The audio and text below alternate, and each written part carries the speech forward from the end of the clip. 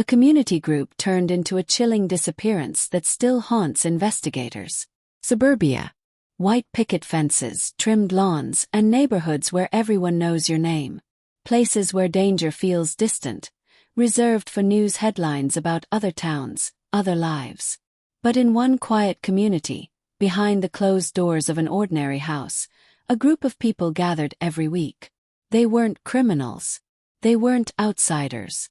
They were mothers, fathers, teenagers, and retirees, all united by a search for meaning in a world that often felt empty. Neighbors called them the Circle. To outsiders, they looked like a harmless meditation group. But in the spring of 1998, every single member of the Circle vanished overnight. Cars left in driveways, meals left half-eaten, bank accounts untouched. To this day, no one knows what truly happened to them. This is the story of the unsolved mystery of the Vanishing Suburban Cult. In the mid-1990s, the town of Ridgewood, Illinois was like any other suburban haven. It was a place built for families. Safe streets, modest homes, good schools. Life here seemed predictable. But beneath the surface, many residents felt a kind of emptiness. The decade was marked by rapid change, technology, cultural shifts, and an unease about the approaching new millennium. People were searching for answers, for comfort, for connection. It was in this atmosphere that Daniel Mercer, a charismatic man in his early 50s, appeared. Daniel wasn't originally from Ridgewood. He had drifted there after a divorce and a failed career as a motivational speaker. But he had a gift. He could make people feel seen, understood. He began hosting small gatherings in his modest split-level home. At first, these meetings were about meditation, philosophy, and self-improvement. The group called themselves the Circle of Light. By 1996, the Circle had grown to nearly 25 regular members. They met every Wednesday evening, dressed in plain white clothes, sitting cross-legged in a candlelit living room while Daniel spoke about transcending the illusions of modern life. Neighbors thought it was odd but harmless. After all, wasn't it better than drugs or crime? But those inside the Circle described something deeper. Daniel spoke of spiritual awakenings, of preparing for a great passage that would soon come. He taught that only those who let go of earthly attachments, money, possessions, sometimes even family, would be ready when the time arrived. For some, it was empowering. For others, it was unsettling. By 1997, the group's behavior was becoming harder to ignore. Some members quit their jobs, claiming work was meaningless. Others pulled their children out of school to join the weekly sessions. One mother was reported saying, "Daniel told us education is a cage for the mind. Our children are better off free." Families began to worry. A father whose wife had joined the Circle claimed she stopped sleeping in their marital bed, spending nights at Daniel's house instead. When he confronted her, she told him he wasn't ready to ascend. But police couldn't intervene. There were no crimes, just unusual beliefs. America had seen its share of New Age movements and spiritual groups.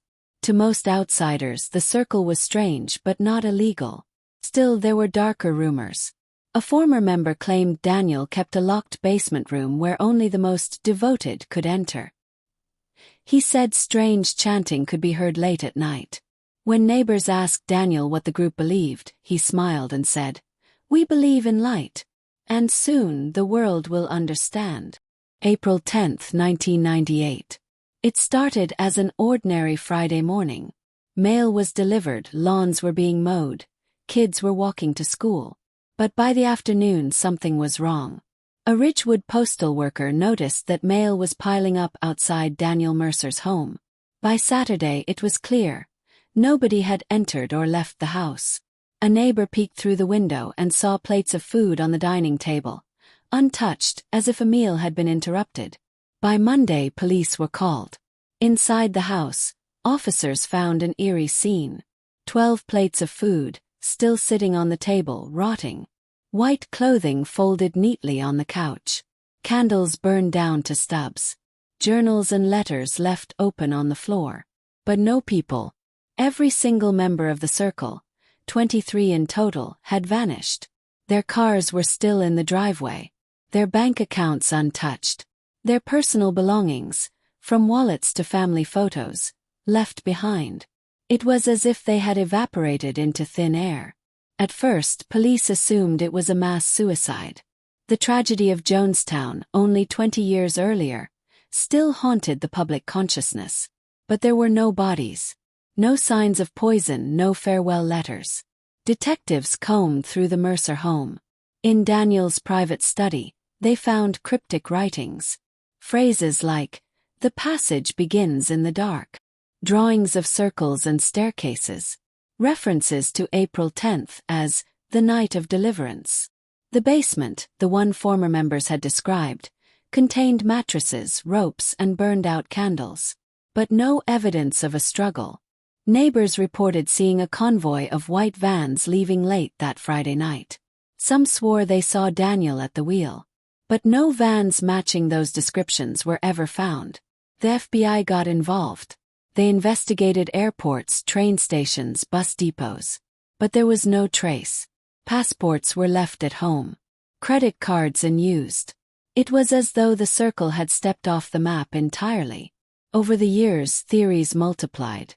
Some believed the circle had died in a ritual, their bodies hidden somewhere remote. But exhaustive searches of nearby forests, rivers, and abandoned buildings turned up nothing. Others suggested Daniel orchestrated a mass relocation, convincing his followers to abandon everything and start anew under false identities. But no trace of them ever reappeared. No sightings, no arrests, no deaths.